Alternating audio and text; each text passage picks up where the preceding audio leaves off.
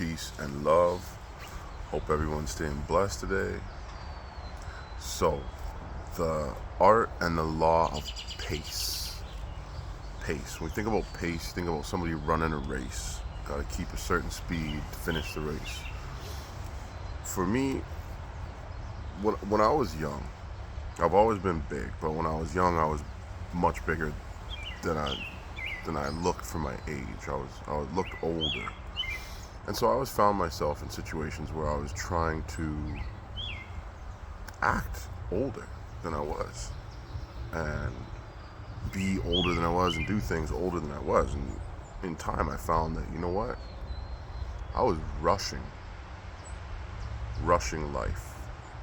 And I was trying to keep up with an idea that was beyond where I was in my growth, just naturally.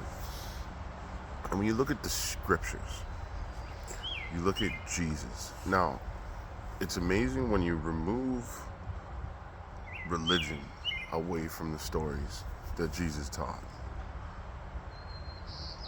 They take on a completely different meaning, a completely different feeling, and often different lessons. One story that comes to mind is when he's on the water with his disciples and a storm hits and he's having a nap, and they're waiting for him to do a miracle to deal with them getting out of the storm or to just live, to survive, because they feel like they're about to die, and he's just having a nap. He's just moving at his pace, his speed, God's speed, and it's not fast enough for them. And in time, he does his miracle and saves the day, and everybody gets back to shore alive and well. But when they were pressing Christ, wake up, we need your help, he just stayed there, his speed. And then he called them out for their faith, ye of little faith. And you look at Christ, and everything he did in his life was at a pace, a steady pace, a slow pace, often not in the way or in the timing that the religious leaders of his day had expected, but it was at a speed that was necessary to get what he needed done. And it's a great lesson for us in life, because so often we find ourselves rushing, trying to get things done in a certain schedule, trying to do things in a certain timeline, trying to accomplish a certain amount according to a timeline that we had set. And you step back and you look at a garden. Now the garden, it's growing, but when you're staring at it, you can't see it growing. Whereas if you leave the garden for a week, a month, a year, you come back, and the growth is obvious to the eyes. But that's because that garden's moving at its own pace.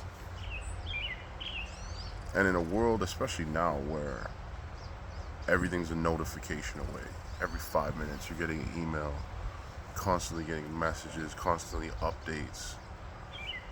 People don't sleep. The world doesn't sleep.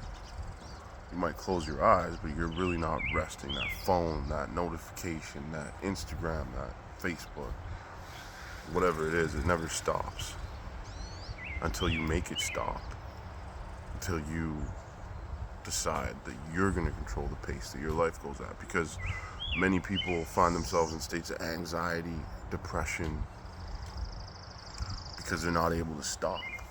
Even subconsciously, just stop. They're not able to slow down. They're not able to just take a nap. Just like Christ was taking a nap in the middle of the storm. People are saying, what's going on, man? The ship's about to sink and you're going to sleep through it? But that was the pace of his miracle. See, there may be a miracle in the works for you, for me, but that miracle just takes a certain amount of time. It has a pace that it's going at. And if you speed it, you can't rush a miracle. You have to let a miracle grow like a flower. And then when it's ready, at the opportune time, that miracle will open up and bless your life. So mind your pace. Don't go too fast. Don't go too slow. Just be cool. Peace and love.